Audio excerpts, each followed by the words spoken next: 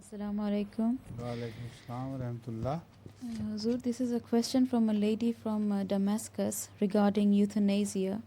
You've spoken a lot about this subject, but her question is from the point of view that the process of keeping somebody alive when they are ill is very expensive and maybe only the rich can afford it. So is mercy killing allowed in these circumstances? Life support system. I personally don't like it because whatever they are supporting, they are doing it artificially. And this is called a vegetative growth. This is a term used for this. Like vegetation does not seem to possess a soul, but it grows. Similarly, these people are practically dead, and their suffering should not be prolonged by keeping them on a life-supporting system. Now, the deeper question is, does their soul live with them or has it already departed? So this question can be only settled by taking the life support away, by putting it off. If they die instantaneously, that means they were just vegetatively living and there was no soul with them. If they live without life support, that means the soul is still in them. So this is the way how this can be checked. I know some cases where at my instruction the life support system was taken off and the person still lived. And some lived but never gained full consciousness. Some gained some consciousness and they responded to questions about food, about they feeling hungry. So although they could not move their limbs, but they could move their lips, and sometimes by the lips sound, which was very small sound, a very feeble sound, the relatives could put their ears to their lips and find out. So the life support system can be checked easily, whether the soul has left or not. So the moment you take off the life support system and somebody dies, that shows that there was no soul in it. Did you also mention some poor people or what? Yes, she mentions that putting somebody on a life support machine could be expensive for the family. So poor people are better off. They are better than the rich people because there the normal system of life and death takes over, and the poor definitely are at better advantage than the rich people. I tell you something else as well. Instead of life supporting machine, there is another system of sudden deep freeze. People who are still alive, I know some people have done it, who are very rich. So they have paid millions for the sake of keeping them in a deep freeze state until until the year 3000, for instance.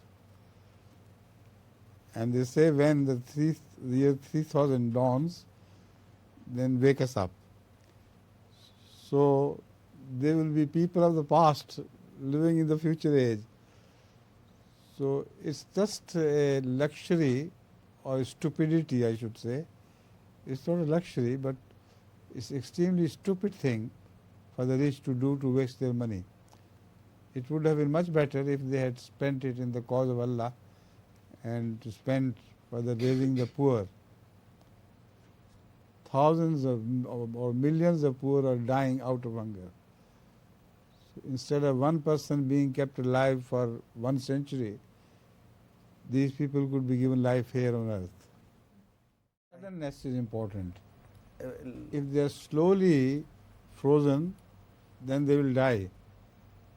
But if while they are breathing, suddenly their temperature is dropped by 100 degrees, for instance, then everything will come to a standstill.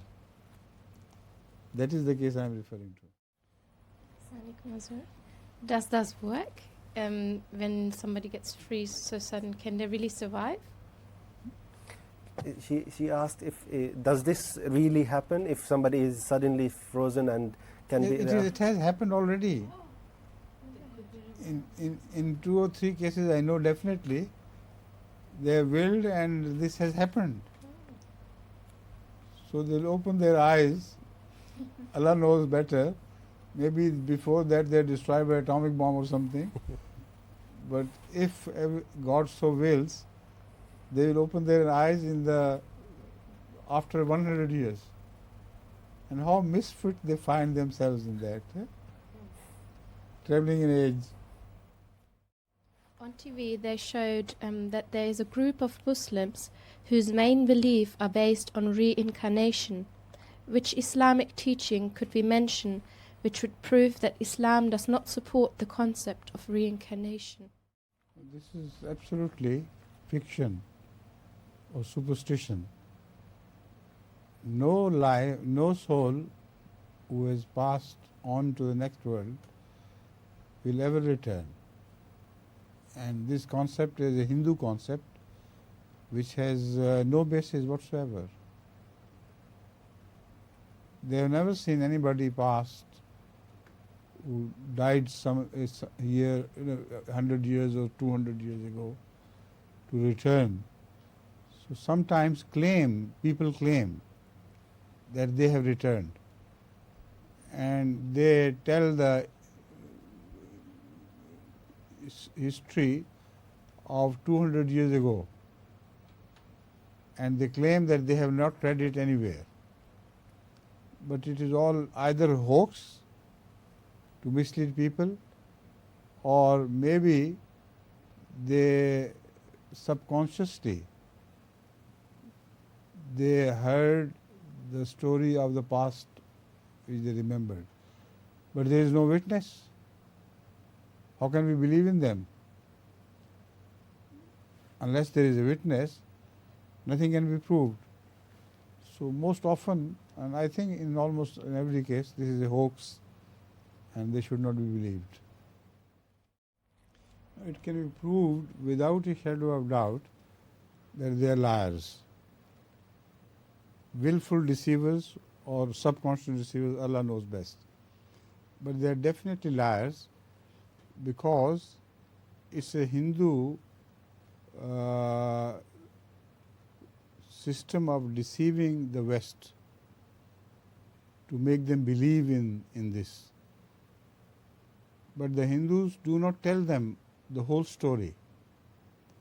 According to this reincarnation theory, those people who die a perfect death, absolutely perfect, like a perfect prophet lives, when they die, they may return as a human being to this earth.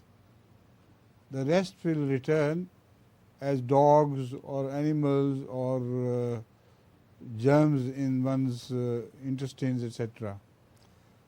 So they don't tell the whole story, or the West will abhor against this. So because everybody wants to live forever, so they say, why not?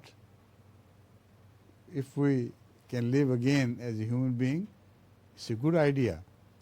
So they are infatuated by the story of reincarnation. But they don't know that as they are,